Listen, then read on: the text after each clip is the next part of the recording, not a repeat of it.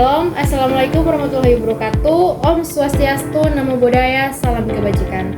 Perkenalkan, nama saya Ruksa Pakmalaheng. Saya mahasiswa aktif di Universitas Pembangunan Indonesia Manado. Saya dari kelas A5 Fakultas Ilmu Keperawatan semester 4 dengan NIM 2214201159. Tujuan dari pembuatan video ini untuk memenuhi salah satu ujian UTS saya dengan mata kuliah Keperawatan Kesehatan Reproduksi dengan dosen pengampu yang terhormat Nurse Michelle Khairupan SK Tenkes. Kita masuk dalam pembahasan pertama, yaitu tentang pencegahan diabetes mellitus. Nah, bagaimana tindakan pencegahan diabetes mellitus? Yaitu salah satu caranya adalah mengubah pola hidup. Berikut adalah pola hidup yang dapat mencegah penderita penyakit diabetes mellitus. Yang pertama itu, jangan merokok atau berhenti merokok. 2. Mengatur pola makan, seimbangkan kadar gula dari dengan diet dan ikuti cara memasak yang sehat. Itu kurangi asupan kalori, kurangi porsi makan, bukan frekuensi makan. Batasi makanan yang kaya karbohidrat dalam makanan, yaitu 55-60%. Pilih karbohidrat kompleks, bukan karbohidrat sederhana. Perbanyak makanan yang kaya serat, batasi konsumsi lemak kurang dari 30% dari komposisi makanan. Pilih makanan yang rendah kadar lemak, misal ikan, daging tak berlemak, ayam tanpa kulit, dan masak makanan dengan cara direbus atau dipanggang, bukan digoreng. Jika ingin membuat kue atau cake, gunakan margarin sebagai pengganti mentega. Jika mengonsumsi susu, pilih susu non-fat atau low fat atau skim, atau dengan susu segar yang bagian batasnya atau kepala susu sudah dibuang. Batasi atau hindari makanan yang kaya lemak, misal daging berlemak, pada sate kambing, sup buntut, soto sulung, cake keju, dan makanan yang rasanya gurih bukan karena penyedap rasa atau MSG. Yang ketiga, melakukan aktivitas fisik. Lakukan olahraga setiap hari selama 30 menit, misalkan jalan kaki pagi hari. Olahraga terbukti membantu menurunkan kadar gula darah.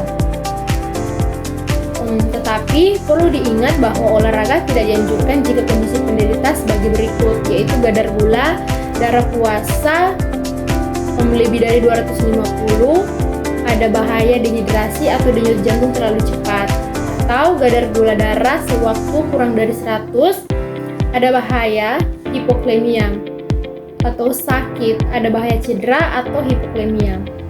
Dengan menjaga berat badan ideal, jika mengalami kegemukan atau obesitas, maka diperlukan usaha untuk menurunkan berat badan hingga mencapai berat badan ideal. Turunkan berat badan agar tercapai rentang yang sehat.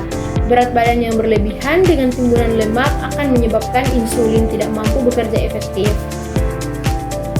Yang keempat, yaitu periksalah gula darah dan kadar secara rutin. Deteksi dini diabetes mellitus melalui pemeriksaan gula darah dapat dilakukan melalui posbindu, PTM, atau pemeriksaan diri langsung ke layanan kesehatan seperti puskesmas, klinik, atau rumah sakit.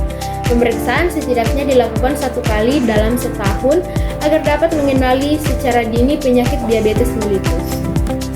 Nah, penanganan dari diabetes mellitus ini yaitu mengontrol gula darah melalui diet, obat-obatan oral, atau insulin adalah pengobatan yang utama. Pemeriksaan komplikasi yang rutin juga diperlukan. Nah, kita masuk dalam pembahasan kedua, yaitu tentang hiperemesis gravidarum pada ibu hamil. Nah, hiperemesis gravidarum adalah mual muntah yang berlebihan pada ibu hamil serta mengganggu aktivitas sehari-hari karena keadaan umum pasien yang memburuk akibat dehidrasi. Menurut penelitian yang sudah ada, memperkirakan bahwa mual dan muntah terjadi pada 50-90% kehamilan. Mual dan muntah terjadi pada 60-80% pada wanita dengan masa kehamilan pertama dan 40-60% pada wanita dengan kehamilan lebih dari 1 kali. Gejala ini biasanya mulai dirasakan pada 6 minggu setelah hari pertama haid terakhir dan berlangsung selama kurang lebih 10 minggu. Nah, penyebab hiperemesis gravidarum belum diketahui secara pasti, tetapi kondisi ini seringkali dikaitkan dengan tingginya kadar hormon human kronik gonadotropik atau HCG dalam darah. Hormon ini dihasilkan dari plasenta atau ari-ari sejak trimester pertama kehamilan dan kadarnya terus meningkat sepanjang masa kehamilan. Beberapa kondisi yang bisa membuat ibu hamil berisiko mengalami hiperemesi gravidarum adalah obesitas, mengandung anak kembar, baru pertama kali mengandung, memiliki riwayat keluarga yang pernah mengalami hiperemesis gravidarum, mempunyai riwayat hiperemesis gravidarum pada kehamilan sebelumnya, atau mengalami hamil anggur. Nah, dari gejalanya, gejala utama dari hiperemesis gravidarum adalah mual dan muntah saat hamil yang dapat terjadi hingga lebih dari 3-4 kali sehari.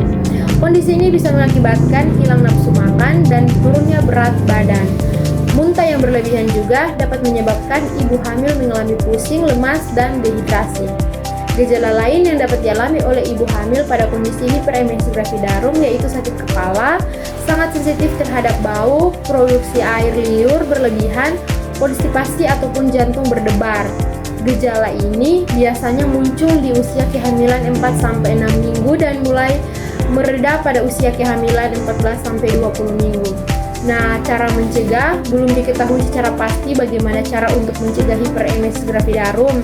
Akan tetapi, ada beberapa upaya yang bisa dilakukan untuk meredakan mual dan muntah pada ibu hamil sehingga tidak berkembang menjadi hiperemesis gravidarum, yaitu dengan mencukupi waktu istirahat untuk meredakan stres dan menghilangkan lelah, memperbanyak minum air putih untuk mencegah dehidrasi, mengonsumsi makanan tinggi protein, rendah lemak, dan bertekstur halus agar mudah ditelan dan dicerna, mengonsumsi makanan dalam porsi kecil tetapi sering, serta menghindari makanan berminyak, pedas, atau berbau tajam yang dapat memicu rasa mual, mengonsumsi suplemen kehamilan untuk mencukupi kebutuhan vitamin dan zat besi selama hamil.